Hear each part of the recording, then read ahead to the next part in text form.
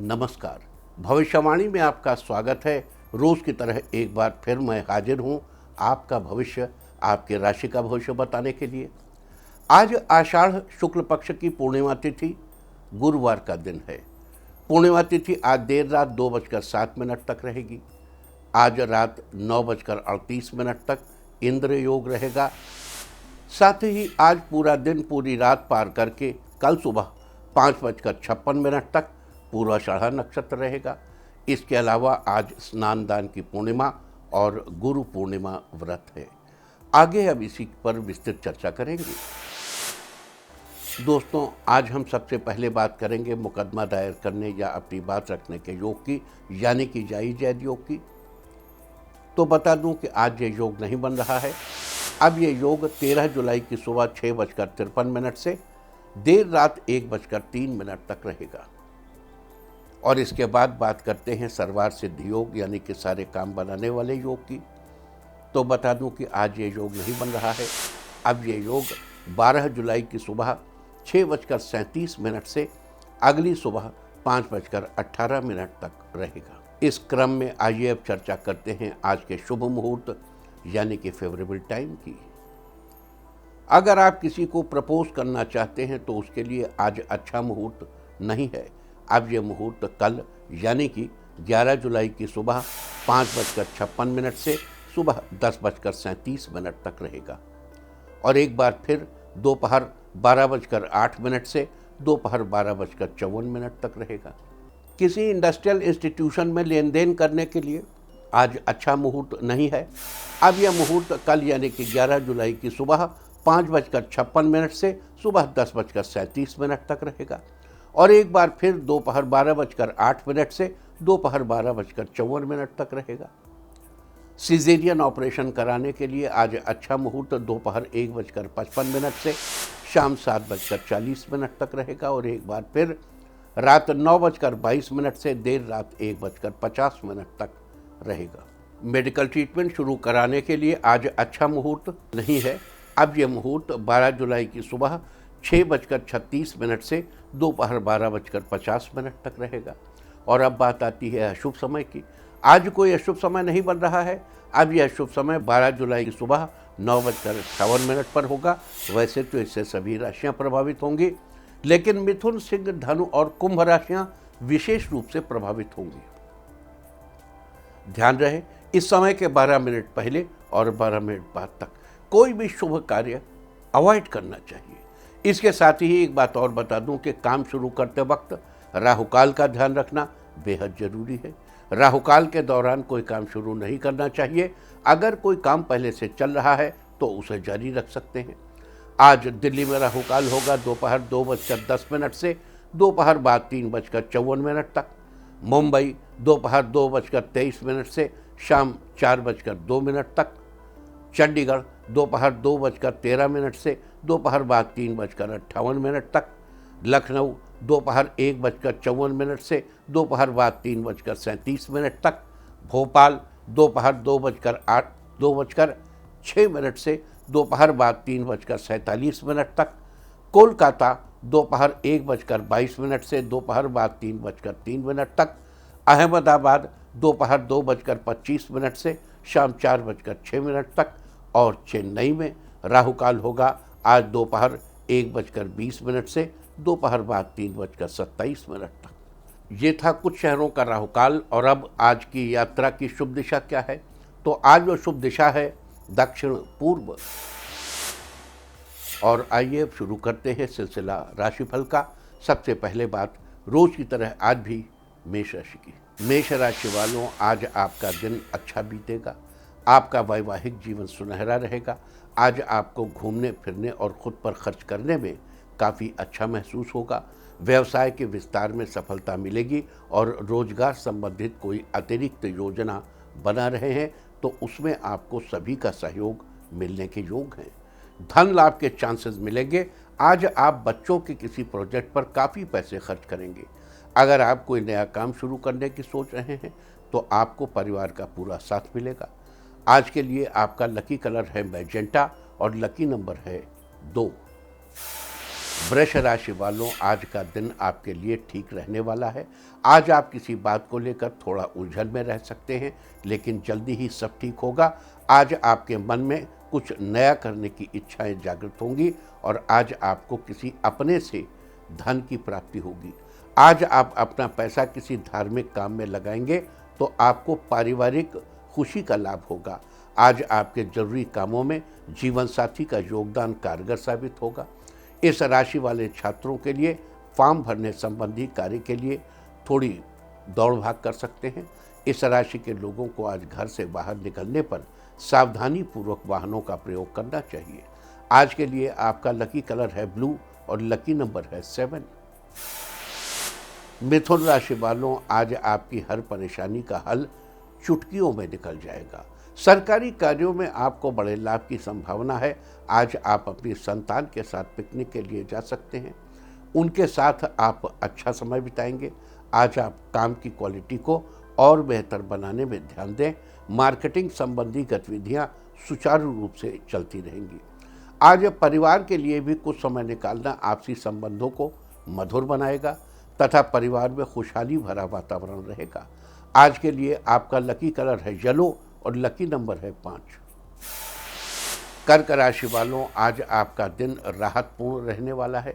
आज आपके पारिवारिक जीवन में उत्साह का माहौल रहेगा। इस राशि वाले कवियों के लिए आज का दिन अत्यंत महत्वपूर्ण रहने वाला है। आज आपको अपनी प्रतिभाओं के लिए पुरस्कार भी मिल सकते हैं। आज आप अपने जीवन साथी से मन की बात कर उन्हें घुमाने ले जा सकते हैं। इस राशि के कारोबारियों के लिए आज का दिन लाभप्रद रहेगा। आज आपकी कंपनी को नेशनल और इंटरनेशनल यानी आयात निर्यात में लाभ की प्राप्ति होगी। भारत देश से भी करेंगे, विदेश से भी करेंगे। आज आप अपने मित्र के साथ कहीं घूमने जा सकते हैं। आज के लिए आपका लकी कलर है रेड और लकी नंबर है 8। सिंह राशि वालों, आज का दिन ठीक ठाक रहेगा। करियर के मामले में आप अपनी क्षमता से अधिक जिम्मेदारियां लेंगे। आपको शारीरिक थकान का एहसास हो सकता है। आज आप जिससे भी बात करेंगे उसे अपनी राय से सहमत कर लेंगे। किसी खास मामले को लेकर आपकी सोच बदल सकती है। आज आपका खर्च बढ़ सकता है, इसलिए सिर्फ जरूरी सामान ही खरीदें। इस राशि के थिएटर से जुड़े लोगों के लिए आज का दिन बढ़िया है। कार्यक्षेत्र में उन्नति के नए रास्ते मिलेंगे। किसी पुराने काम में कामयाबी मिलने के बाद लोग आपको तारीफ से सराबोर कर देंगे। इस राशि के विवाहित आज घर में सभी के साथ बेहतरीन पल बिताएंगे। आज के लिए आपका लकी कलर है पिंक और लकी नंबर है 6। कन्या राशि वाले लोगों का दिन आज व्यस्तता में बीतेगा। आज आपके करीबी आपको अचानक से गिफ्ट देकर उनको आश्चर्यचकित कर सकते हैं। आज आप अपने बच्चों के साथ समय व्यतीत कर सकते हैं। इस राशि के लोग आज बिजनेस में सोच समझकर फैसला लें, इससे आपको सफलता की प्राप्ति होगी। छात्रों को अपने करियर को लेकर अच्छी खबर मिल सकती है। आज आपको अपने लोगों के बीच अपनी छवि अच्छी बनाने के लिए पूरा मौका मिलेगा। आज आपके दुश्मन आपसे दूर ही रहेंगे। आज के लिए आपका लकी कलर है ग्रीन और लकी नंबर है 4। तुला राशि वालों, आज का दिन आपके लिए लाभदायक रहेगा। अगर आप नई योजनाएं शुरू करना चाह रहे हैं तो उनको ज़्यादा लंबे समय तक न टालें। आज आप जो भी कार्य करेंगे उसमें आपको सफलता अवश्य मिलेगी। नौकरी कर रहे लोगों को आज अपने सहकर्मियों का पूर्ण योगदान प्राप्त होगा। आज आप पास आए नए मौक़ों को हाथ से न जाने दें। आज आप दोस्तों के साथ कहीं घूमने जा सकते हैं। व्यापार में भी आज आपको अच्छा लाभ होगा। अपने वैवाहिक जीवन को लेकर पेरेंट्स से बात करने के लिए आज का दिन अच्छा है। आज के लिए आपका लकी कलर है गोल्डन और लकी नंबर है 5। वृश्चिक राशि वालों, आज आपका दिन बढ़िया रहेगा। बड़े निर्णय लेने के लिए दिन अच्छा है। किसी नई बिजनेस डील के लिए ऑफर मिलेगा। आप जीवन साथी के साथ घर के कार्यों को पूरा करने में व्यस्त रहेंगे। आज कारोबारी गतिविधियों में व्यवस्था बनाकर रखना जरूरी है। अधिकारियों और सम्मानित लोगों से संबंध रखना आपके बिजनेस के लिए फायदेमंद रहेगा। आज आपको अच्छे ऑर्डर मिल सकते हैं। जीवन साथी तथा परिवार वालों के प्रति आपका पूरा सहयोग रहेगा। धन धान्य में बढ़ोतरी होगी। आप हर छोटी बात पर अधिक सोचने से बचें, जिससे आपका जीवन सहज रहेगा। आज के लिए आपका लकी कलर है ग्रे और लकी नंबर है 3। धनु राशि वालों, आज आपका दिन अच्छा रहने वाला है। आज आपके व्यापार में बढ़िया लाभ बना रहेगा। छात्रों को प्रतियोगी परीक्षा का बेहतर परिणाम मिलेगा। आज व्यवसाय संबंधी नई जानकारियां हासिल करना जरूरी है। मीडिया और ऑनलाइन कामों से जुड़े बिजनेस में फ़ायदा होगा। आपके द्वारा की गई मेहनत के परिणाम भी बेहतर मिलेंगे। इस राशि के सरकारी सेवारत लोगों को कोई खास कार्यभार संभालना पड़ सकता है। स्वास्थ्य के लिहाज से आज का दिन अच्छा रहने वाला है और आज आपको कार्यों में सफलता मिलेगी। आज के लिए आपका लकी कलर है पर्पल और लकी नंबर है 8। मकर राशि वालों, आज आपका दिन बेहतरीन रहने वाला है। आज पूरा दिन खुद को तरोताज़ा महसूस करेंगे एवं आपके आसपास सकारात्मक ऊर्जा बनी रहेगी। आज कार्यस्थल पर चल रही किसी भी गतिविधि को नज़रअंदाज न करें और अपनी योजनाओं को गुप्त ही रखें। आज कार्यस्थल पर शांति भरा माहौल रहेगा। आज कुछ समय परिवार के साथ बिताने पर कुछ बातें पता चलेंगी। आज किसी भी वजह से लापरवाही नहीं करेंगे। खान पान व दिनचर्या को व्यवस्थित बनाकर रखेंगे। लोग आपके व्यवहार से खुश होंगे और दाम्पत्य जीवन में सुख की बढ़ोतरी होगी। सेहत में सुधार आएगा। आज के लिए आपका लकी कलर है येलो और लकी नंबर है 6। कुंभ राशि वालों, आज का दिन आपके लिए अच्छे परिणाम लाने वाला है। विद्यार्थियों को सफलता मिलने के योग बने हुए हैं, लेकिन पढ़ाई में और मेहनत करने की ज़रूरत है। कुछ समय से चल रही आपकी लगन और मेहनत का आज ज़्यादा लाभ मिलने वाला है, इसलिए अपने काम पर ध्यान केंद्रित रखें। जीवन साथी के साथ भावनात्मक रिश्ते मजबूत होंगे। साथ ही मनोरंजन और शॉपिंग आदि जैसे कामों में भी समय बीत सकता है। आज आपको अपने कार्यों में राजनीतिक रिश्ते का फायदा मिलेगा। आपके सारे काम आसानी से पूरे हो जाएंगे। आज के लिए आपका लकी कलर है वाइट और लकी नंबर है 2। मीन राशि वालों, आज आपका दिन अच्छा रहेगा। आज आपको घर के बड़ों से कुछ प्रेरणा मिलेगी। आज आपकी अच्छी सोच का नतीजा अच्छा मिलेगा। आपके रहने और बोलने का तरीका लोगों को अपनी ओर आकर्षित करेगा। आज आपको अपनी पढ़ाई और करियर के प्रति ज़्यादा मेहनत की ज़रूरत है। आज कोई भी खास वस्तु, किसी भी खास वस्तु की खरीदारी करते समय उससे संबंधित जानकारी अवश्य लें। आज आपका स्वास्थ्य पहले से उत्तम रहेगा। आज आपको वाहन चलाते समय खास सावधानी बरतने की आवश्यकता है। आज के लिए आपका लकी कलर है ब्राउन और लकी नंबर है 3।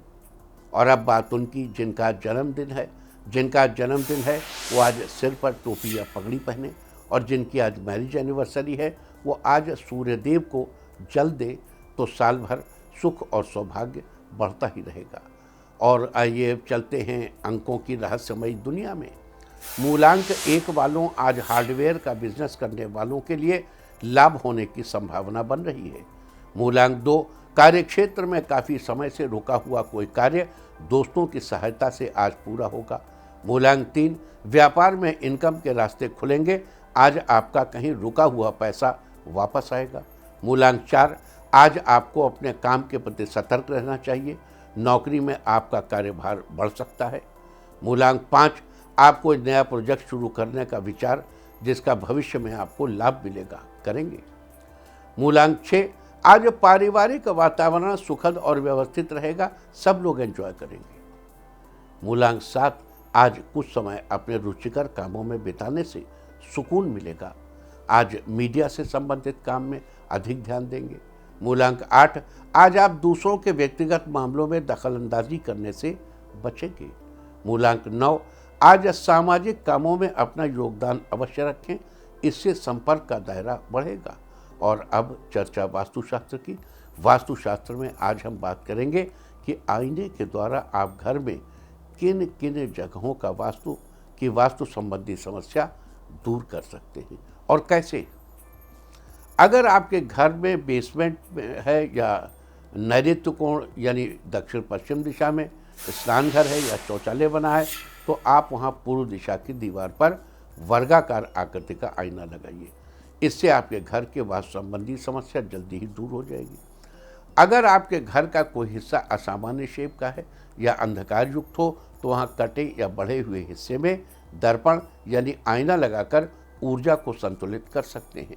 इसके अलावा अगर आपके घर के बाहर कोई बिजली का खंभा, ऊंची इमारत, अवांछित पेड़ या फिर धरती पर नुकीले उभार हैं तो आप घर के मुख्य दरवाजे पर उनकी तरफ पाकवा मिरर लगाकर निदान कर सकते हैं।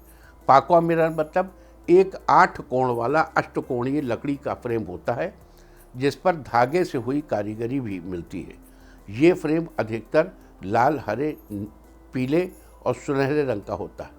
तो वास्तुशास्त्र में इसकी चर्चा आईने के द्वारा आप घर में किन किन जगहों का वास्तु संबंधी समस्या दूर कर सकते हैं इस बारे में। फॉर एग्जाम्पल देखिए, कहते हैं कि घर के सामने कोई खंभा नहीं होना चाहिए। अब खंभे को अगर आप आईने में छोटा कर देंगे तो खंभे का जो आभासी साइज़ है वो छोटा हो जाएगा। या किसी भी रोड के एंड में जहाँ होती हो वहाँ गेट नहीं होना चाहिए आपका। अगर बाय द वे आपका है तो पाकवा मिरर लगाइए, उससे वो जो एंट्री वाला रूट है वो इतना छोटा सा दिखेगा, मतलब आभासी तौर पर उसका प्रभाव कम हो जाएगा। उम्मीद है कि आप इस वास्तु टिप को अपनाकर फायदा जरूर उठाएंगे। और अब आज के दिन की सबसे विशेष बात, आज आषाढ़ शुक्ल पक्ष की पूर्णिमा तिथि और गुरुवार का दिन है। पूर्णिमा तिथि आज देर रात 2:07 तक रहेगी। आज स्नान दान की आषाढ़ी पूर्णिमा है। आषाढ़ मास की पूर्णिमा को गुरु पूर्णिमा के नाम से भी जाना जाता है। हमारा भारत देश अनेक परंपराओं का साक्षी रहा है। इन्हीं परंपराओं में से एक है गुरु शिष्य परंपरा। प्राचीन काल से ही भारत देश महान गुरु और उनके शिष्यों की जन्मस्थली रहा है। गुरु भारतीय संस्कृति का एक अहम हिस्सा है और उस संस्कृति को याद रखने के लिए ही आषाढ़ महीने की पूर्णिमा को गुरु पूर्णिमा का नाम दिया गया। गुरु पूर्णिमा के सापेक्ष यह विचार भी है कि यह गुरुतर समय के संदर्भ में है, यानी ये जो 4 महीने का समय है ये गुरुतर समय है। क्यों गुरुतर है? इसलिए कि इस 4 महीने जिसे हम चातुर्मास कहते हैं, यह चातुर्मास जो 4 महीने का होता है, इस समय संत लोग एक ही जगह पर रहते हैं, कोई मूवमेंट नहीं करता। ऐसा क्यों है? क्योंकि बरसात की ऋतु कई प्रकार से बड़ी रिच है और इंटरनल डेवलपमेंट के लिए ये बड़ी ही प्रशस्त है। इस समय भगवान विष्णु सो जाते हैं। तो श्री विष्णु का सोना, व्हाट डज इट मीन? वो भी सो सकते हैं क्या? नहीं, वो मौन हो जाते हैं, वो अंतर्मुखी हो जाते हैं, वो बहिर्मुखी नहीं रहते। तो ये एक गुरुतर समय होता है मनुष्य के लिए, जब मनुष्य अपनी साधनाएं कर सकता है, अपनी चेतना को बेहतर कर सकता है, बाहर के प्रपंचों से मुक्त होकर अंदर की ओर जा सकता है, अंतर्गमन कर सकता है, अंतर यात्रा कर सकता है। और इस सारी यात्रा के लिए आवश्यकता पड़ती है गुरु की। गुरु बिना न सिद्ध्यन्ति, गुरु के बगैर सिद्ध नहीं होती चीज़ें। तो गुरु पूर्णिमा से गुरु की वंदना करके ही हम इस चातुर्मासी की शुरुआत करते हैं। गुरु पूर्णिमासी की गुरु की वंदना से ही हमारा जो जीवन है वो आनंद की प्राप्ति करता है और हम अंतर्मुखी भी होते हैं। पूरे विश्व में भारत को ही विश्व गुरु क्यों कहा जाता है बार बार? इतना आध्यात्मिक चैतन्य भारत में ही क्यों है? क्योंकि जितनी ऋतुएं भारत में पाई जाती हैं, 6 ऋतु भारत में पाई जाती हैं, इतनी ऋतुएं दुनिया में किसी भी जगह अन्य किसी भी जगह नहीं पाई जाती। और ऋतु मनुष्य के शरीर के साथ अपने जैविक, अजैविक बहुत सी ऐसी चीज़ें, ऐसे रिएक्शंस करती है, ऐसे एक्शंस करती है, उसको ऐसा मौका देती है, उसे डेवलप करने का मौका देती है और इस प्रगति से मनुष्य आगे की ओर बढ़ता है। आध्यात्मिक चैतन्य विकसित होने पर मनुष्य की दृष्टि बदल जाती है और गुरु किसी मनुष्य की सृष्टि नहीं बदलता। सृष्टि मीन्स कंपोजिशन नहीं बदलता, फिजिकल कंपोजिशन नहीं बदलता। गुरु मनुष्य की दृष्टि बदलता है और गुरु की कृपा से दृष्टि बदलते ही मनुष्य अपने जीवन में सब कुछ पा लेने की ओर धीरे धीरे अग्रसर हो जाता है। और अगर आप एक सही दिशा में चलने लगें तो आज नहीं तो कल आप अपना लक्ष्य पा लेंगे। लेकिन अगर आप गलत दिशा में जा रहे हैं तो सही क्या है और गलत क्या है, इसका फैसला आपको गुरु देता है। और गुरु वो तत्व है जो मनुष्य के जीवन में अत्यंत निर्मल होकर आपका वेलविशर होकर और आपको सही मार्ग पर ले चलने वाला बताया गया है। इसीलिए हमारे यहाँ गुरु का इतना महत्व है, इसीलिए हमारे यहाँ टीचर को इतना सर आंखों पर रखा जाता है। कहते हैं गुरु पूर्णिमा के दिन ही वेद व्यास जी ने वेदों का संकलन किया था, ऐसा कहा जाता है। अब ये देखो, किसी ने देखा नहीं। ये भी कहा जाता है बहुत से पुराणों की रचना इस दिन पूरी हुई थी। अब क्या कहा जाता है और क्या है वो तो ठीक है, लेकिन ये तय है कि इस दिन को व्यास पूर्णिमा भी कहा जाता है। गुरु पूर्णिमा सभी गुरुओं को याद करने, उन्हें नमन करने का दिन है। तो आज इस अवसर पर मैं अपने अशरीरी गुरु श्री हनुमान को प्रणाम करता हूँ। मैंने बचपन में जिनकी गोद देखी, बाबा नीम करौली को मैं प्रणाम करता हूँ। हालांकि बाबा नीम करौली ने मुझे कभी शिष्य नहीं बनाया, मेरा तो बचपन ही उनकी गोद में गुजरा। थोड़ा बहुत वो तो इधर उधर जाते आते रहते थे कभी कभी। तो मैं दिव्य साधनाओं को देने वाले श्री रामलोचन स्वरूप ब्रह्मचारी को भी प्रणाम करता हूँ। मैं अपने उन अध्यापकों को प्रणाम करता हूँ जिन्होंने प्रारंभिक से लेकर विश्वविद्यालय के दिनों तक मुझे शिक्षा दी। मैं अपने सभी लोगों को जो मेरे इर्द गिर्द हैं, जिनसे मैं दिन रात कुछ सीखता हूँ, आवश्यक नहीं मुझसे बड़े हूँ, मैं अपने पुत्र से भी सीखता हूँ, मैं अपने पौत्र से भी सीखता हूँ, अपनी बेटियों से भी सीखता हूँ, अपनी बहू से भी सीखता हूँ और आपसे भी सीखता हूँ। मैं सबसे कुछ न कुछ सीखता हूँ और हर उस व्यक्ति जिससे मैं कुछ न कुछ सीखता हूँ उसे मेरे प्रणाम निवेदन है। क्योंकि गुरु पूर्णिमा के दिन प्रत्येक वो प्राणी जो आपको कुछ देता है, जो आपका किसी न किसी रूप में गुरु है, उसके प्रति कृतज्ञता ज्ञापन का दिन है। धन्यवाद कहना चाहिए, कृतज्ञता व्यक्त करनी चाहिए और हृदय से कृतज्ञता को महसूस करना चाहिए। और कृतज्ञता यानी थैंकफुलनेस वो एलिमेंट है जो मनुष्य को आध्यात्मिक प्रगति के मार्ग को प्रशस्त करने में मदद करता है। जिस क्षण हम प्रभु के प्रति या गुरु के प्रति या उस व्यक्ति के प्रति या किसी भी व्यक्ति के प्रति थैंकफुल हो जाते हैं, ठीक उसी क्षण से हमें प्रकृति सब कुछ देने लगती है। किसी ने एक किस्सा सुनाया था कि एक दिन नारद जी जा रहे थे वो भगवान के पास, तो एक आदमी मिला जिसके पास सब कुछ था। तो उसने नारद जी से कहा, भाई भगवान से कुछ संदेश देना हो। तो उसने कहा, प्रभु से कहिएगा कि उनका दिया मेरे पास बहुत कुछ है, मेरे पास बहुत कुछ है, अब मेरी कुछ पाने की इच्छा नहीं है, बड़ी कृपा है उनकी मेरे ऊपर, उनको मेरा बहुत धन्यवाद कह दीजिएगा। एक दूसरा आदमी भी मिला, तो नारद जी ने उससे भी पूछा, भाई कुछ कह दे भगवान से। तो उसने कहा, भगवान से कह देना कि अरे भाई मेरे पास एक ही कपड़ा है, सिर्फ एक कपड़ा है मेरे पास, उससे कहो कुछ भेजें। तो नारद जी गए और प्रभु से मिले। तो नारद जी ने कहा कि भाई वो ऐसे दो आदमी मिले थे। तो उन्होंने कहा, हाँ वो पहले वाले से कह देना कि मैं उसे जब कुछ देता हूँ तो मुझे बहुत थैंक यू कहता है, बहुत धन्यवाद कहता है। उससे कहना वो थैंक यू कहना बंद कर दे तो मैं उसे देना बंद कर दूंगा। उनका और वो आदमी जो एक ही कपड़ा जिसके पास है। तो भगवान ने कहा, अरे भैया उससे कहो जाके कि एक कपड़ा है तो उसके लिए तो थैंक यू कहे वो। Could you get my point? Narad ji लौटे और दोनों से उन्होंने यही बात कही।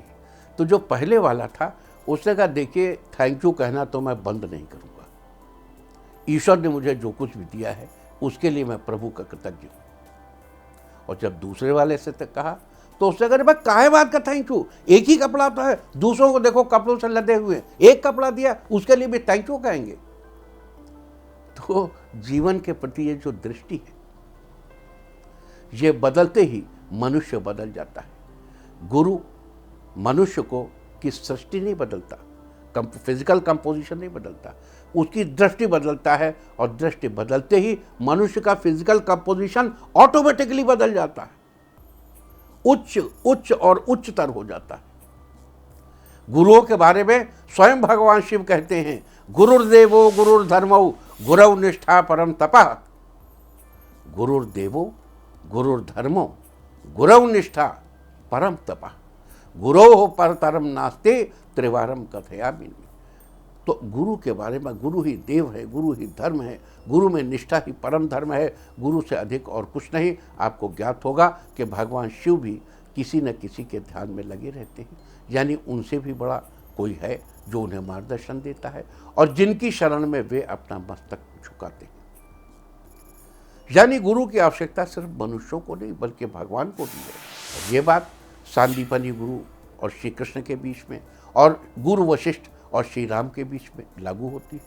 गुरु सांदीपनी भगवान कृष्ण और बलराम दोनों के गुरु थे। उनके गुरुकुल में कई महान राजाओं के पुत्र पढ़ते थे, लेकिन गुरु सांदीपनी ने कृष्ण जी को पूरी 64 कलाओं की शिक्षा दी। भगवान विष्णु के अवतार होने के बाद भी कृष्ण जी ने गुरु सांदीपनी से शिक्षा ग्रहण की। गुरु शिष्य के इस अनोखे रिश्ते से यह साबित होता है कि कोई भी चाहे कितना ही ज्ञानी हो, फिर भी उसे एक गुरु की आवश्यकता तो होती ही है। अपदीपो भव, अपने दिए स्वयं बनो, ये एक कहावत है। एक सेक्टर, एक सेगमेंट ये भी स्वीकार करता है। तो अपने ही अपदीपो भव, तो अपने ही गुरु स्वयं बनो। यहां भी गुरु तत्व है। वो जो गुरु तत्व है वो लुप्त नहीं हुआ है इससे। ये कहकर कि अपदीपो भव, अपने दिए स्वयं बनो, ये कहकर भी आप स्वयं को ही अपना गुरु बनाते। यहां एक बात ये भी सामने आती है कि जब श्री कृष्ण जी की शिक्षा पूरी हो गई तो गुरु सांदीपनी ने उनसे गुरु दीक्षा के रूप में यमलोक से अपने पुत्र को वापस लाने को कहा और कृष्ण जी ने भी उनके पुत्र को वापस धरती पर लाकर अपनी गुरु दीक्षा दी। यानी गुरुत्व प्राणियों का आधार है। कहते हैं हरि रूठे गुरु ठौर है, गुरु रूठे नहीं ठौर। अर्थात भगवान के रूठने पर तो गुरु की शरण मिल जाती है, परंतु गुरु के रूठने पर कहीं भी शरण नहीं मिल पाती।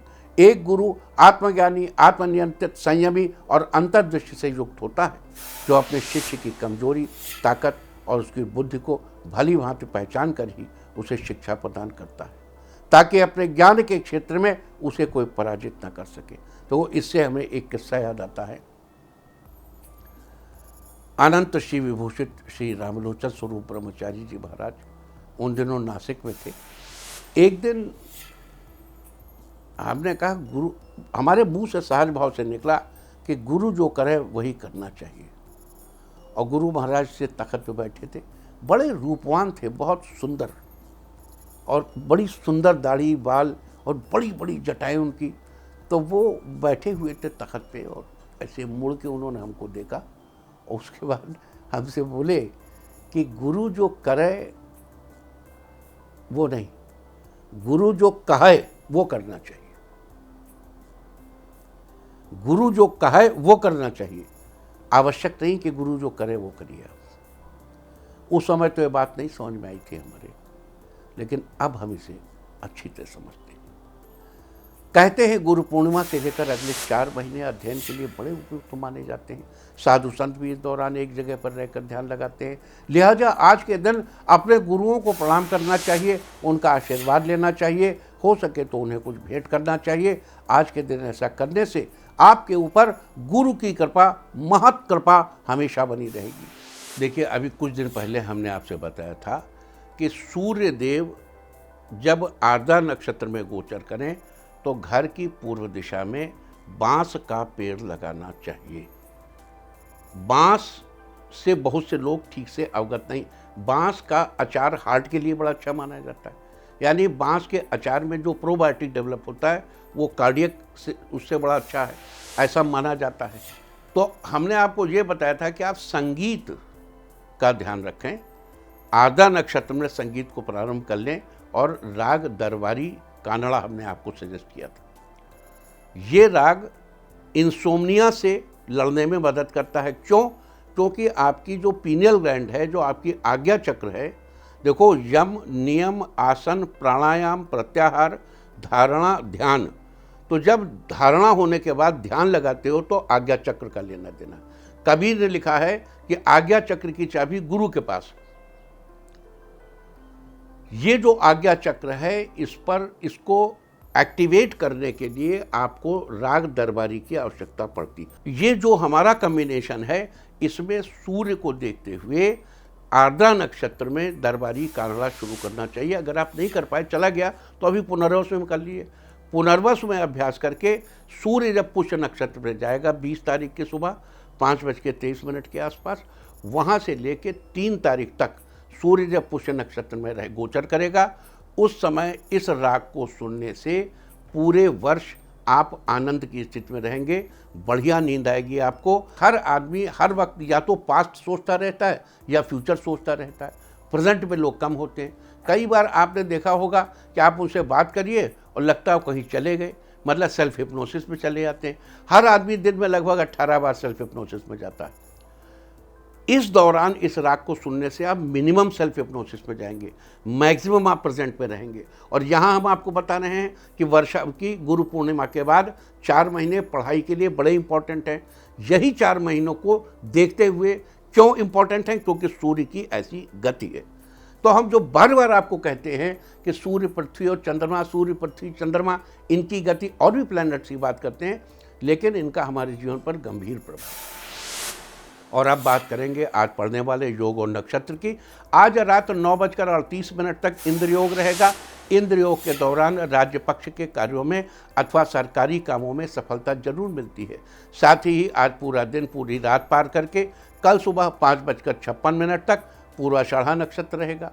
आकाशमंडल में स्थित 27 नक्षत्रों में से पूर्वाषाढ़ा 20वां नक्षत्र है। इस नक्षत्र के स्वामी शुक्राचार्य हैं। इस नक्षत्र में जल की उपासना भी बताई गई है और जल के देवता वरुण देव हैं। इसका प्रतीक चिन्ह हाथ के पंखे को माना जाता है। इसे राजस्थान में हाथ के पंखे को सूपड़ा भी कहते हैं, सूपड़े के नाम से भी जानते हैं, जबकि इसकी राशि धनु है।